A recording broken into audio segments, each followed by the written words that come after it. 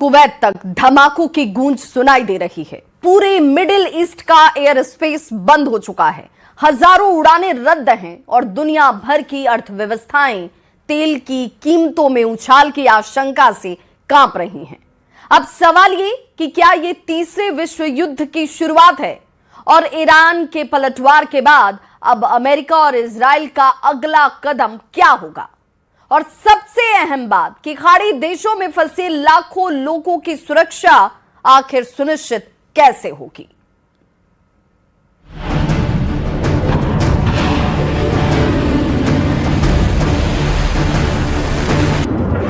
Middle east में तनाव अपने चरम पर है।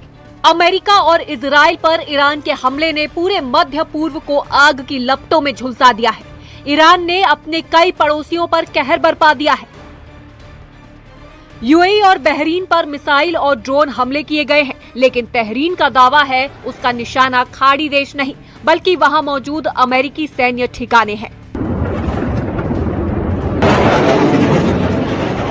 ईरान साफ कह रहा है कि उसका हमला यूएई या बहरीन की सरकारों पर नहीं बल्कि उनकी जमीन पर मौजूद अमेरिकी सैन्य अड्डों पर है।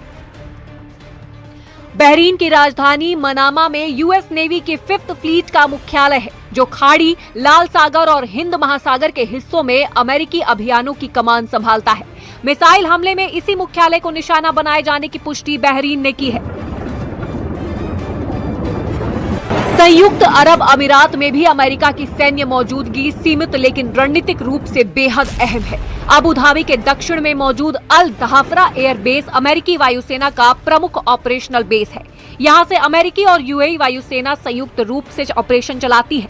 निगरानी विमान, फाइटर जेट और ड्रोन ऑपरेशन इसी बेस में संचालित होते हैं। इसके अलावा दुबई का जेबेल अली पोर्ट मिडिल ईस्ट में अमेरिकी नौसेना का सबसे बड़ा पोर्ट ऑफ कॉल है।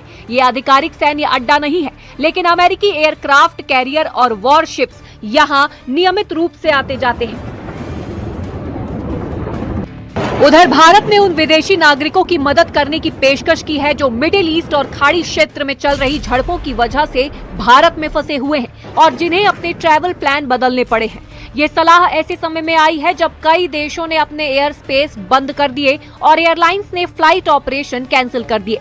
ऐसा इसलिए क्योंकि शनिवार को ईरान के खिलाफ यूएस इजराइल के जॉइंट स्ट्राइक ने इस क्षेत्र में एक बड़े संघर्ष का रूप ले लिया।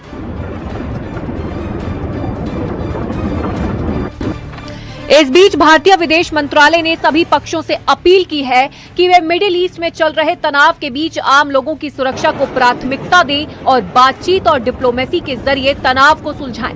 वहीं खाड़ी देशों में फंसे भारतीय नागरिकों के लिए भी एक्शन प्लान तैयार किया जा चुका है।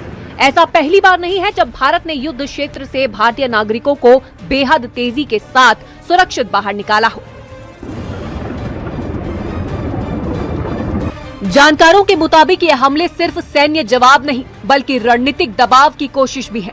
ईरान चाहता है कि खाड़ी देश अमेरिका पर दबाव डालें ताकि उसके खिलाफ हमले रुके।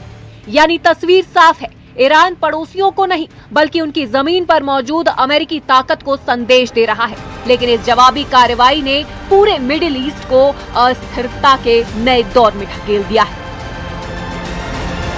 Bureau report, news 18।